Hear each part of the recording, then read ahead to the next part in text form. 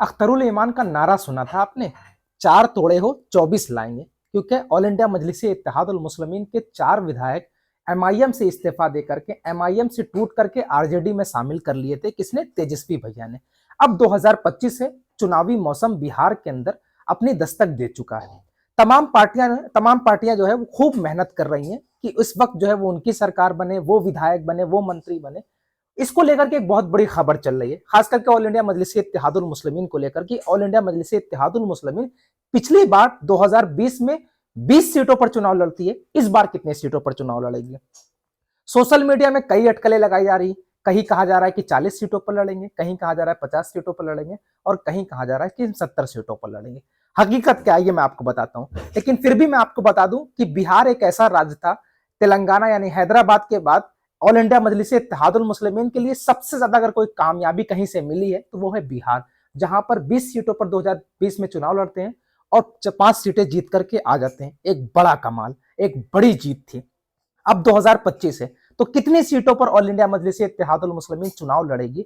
आदिल हसन जो कि राष्ट्रीय प्रवक्ता भी हैं ऑल इंडिया मजलिस इत्तेहादुल मुस्लिमीन के, बिहार के रहने वाले हैं, हो सकता है कि ऑल इंडिया मजलिस इत्तेहादुल मुस्लिमीन के टिकट पर आदिल हसन भी चुनाव लड़े। हालांकि अभी इसकी पुष्टि मैं नहीं कर रहा हूं, ना ही उन्होंने खुद इस चीज की पुष्टि की है, लेकिन कितनी सीटों पर चुनाव लड़ेंगे? क्या 20 सीटों पर फिर से लड़ेंगे, या फिर जो है 40 सीटों पर लड़ेंगे, या 50 सीटों पर, या 70 सीटों पर? तो सबसे पहले पिछली सीटों को दिखा देते हैं कि पिछली सीटों पर कहां कहां चुनाव लड़े थे। वो सीट थी कोचाधामन, किशनगंज, बहादुरगंज और ठाकुरगंज, कस्बा, अररिया, नरपतगंज, छातापुर, प्राणपुर, जाले, दरभंगा, सुगौली, भागलपुर, गया, पूर्णिया और धमदाहा, पीरो और मनिहारी शामिल थे। इस वक्त मैं आपको बता दूं अख्तरुल ईमान साहब जो है वो बहुत ज्यादा जो है पावर में और जोश में नजर आ रहे हैं। मतलब 5 विधायक जिता करके लाए थे, ताकत के साथ नजर आ रहे हैं। अब दावा किया जा रहा है कि लगभग 70 सीटों पर ऑल इंडिया मजलिस इत्तेहादुल मुस्लिमीन बिहार पे चुनाव लड़ेगी। अब सवाल यह है कि 70 सीटें तो मुस्लिम बहुल इलाके, क्या हिंदू बहुल इलाकों में भी चुनाव लड़ेगी? तो बिल्कुल, ऑल इंडिया मजलिस इत्तेहादुल मुस्लिमीन जो है वो हिंदू बहुल इलाकों में चुनाव लड़ेगी। अब सवाल यह है कि मुसलमान अगर कैंडिडेट उतारते हैं तो क्या हिंदू वोट जो है वो ऑल इंडिया मजलिस इत्तेहादुल मुस्लिमीन में शिफ्ट होगा? क्या उन्हें, ऑल इंडिया मजलिस इत्तेहादुल मुस्लिमीन को हिंदू वोटर जो है अपनी पहली पसंद मानेगा? तो दो, क्योंकि आज राणा रंजीत साहब ने अपने एक जो है कार्यालय का उद्घाटन किया शिवहर में, और वहां पर एक मैसेज देने की कोशिश की गई कि ऑल इंडिया मजलिस इत्तेहादुल मुस्लिमीन जो है वो हिंदुओं की और मुसलमानों की दोनों की पार्टी है। तो एक खबर निकल के आ रही सूत्रों के मुताबिक, हालांकि ये खबर जो पक्की है, आदिल हसन साहब इस चीज को खुद कह रहे हैं कि अब हम बिहार के अंदर ज्यादा से ज्यादा सीटें पर चुनाव लड़ेंगे। हालांकि 70 सीटों पर अभी जहां तक ये पुष्टि जहां तक मैं कर पाया हूं, 70 सीटों पर चुनाव ऑल इंडिया मजलिस इत्तेहादुल मुस्लिमीन लड़ेगी। और ये नहीं कि यकीन 70 की 70 सीटों पर मुस्लिम उम्मीदवार होंगे, नहीं, आधे उम्मीदवार यानी 35 सीटों पर मुस्लिम उम्मीदवार होंगे और 35 सीटों पर हिंदू उम्मीदवार भी होंगे। मतलब 50-50% जो है वो सर्वधर्म को एक साथ रख करके ऑल इंडिया मजलिस इत्तेहादुल मुस्लिमीन इस वक्त चुनाव लड़ेगी।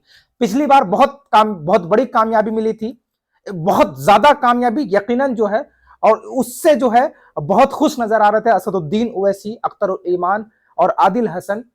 मतलब ये कह लीजिए कि जोश से भरे हुए थे, और वो ये सीट शामिल थी जहां पर जीत करके आए थे। तो इस वक्त की सबसे बड़ी खबर यही है कि ऑल इंडिया मजलिस इत्तेहादुल मुस्लिमीन लगभग 70 सीटों पर बिहार के अंदर चुनाव लड़ने जा रही है, और शायद वो नारा भी जो है कि 4 तोड़े हो 24 लाएंगे। मतलब 24 सीटों पर तो लगभग जो है अख्तरुल ईमान ने अपनी पूरी रणनीति बना ली है कि हम 24 तो जरूर लेकर के आएंगे। और अगर ऑल इंडिया मजलिस इत्तेहादुल मुस्लिमीन 24 सीट लाती है तो बिहार के अंदर जो है वो सरकार में सबसे बड़ा अहम रोल जो है वो ऑल इंडिया मजलिस इत्तेहादुल मुस्लिमीन का भी हो सकता है। और हो सकता है कि अगर 24 विधायक जीत करके आते हैं तो मुख्यमंत्री कोई मुसलमान भी हो सकता है। अपनी शर्तों के मुताबिक जो है असदुद्दीन ओवैसी जो है हमेशा कहते हैं कि हम मुसलमानों को सियासत में बराबर का हक देने आए, हम दलितों को, हम पिछड़ों को, हम आदिवासियों को हक देने आए। तो शायद हो सकता है, क्या पता दलित मुख्यमंत्री हो सकता है, क्या पता मुसलमान मुख्यमंत्री हो सकता है। लेकिन इस वक्त की बड़ी खबर यह है कि 70 सीटों पर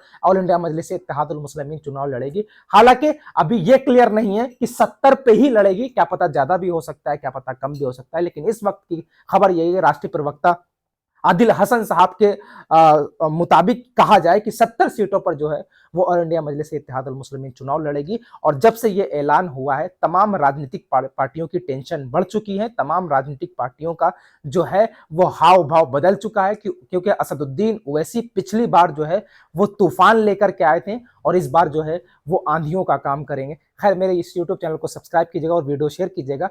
खबर यही है कि 70 सीटों पर चुनाव ऑल इंडिया मजलिस इत्तेहादुल मुस्लिमीन बिहार के अंदर लड़ने जा रही है।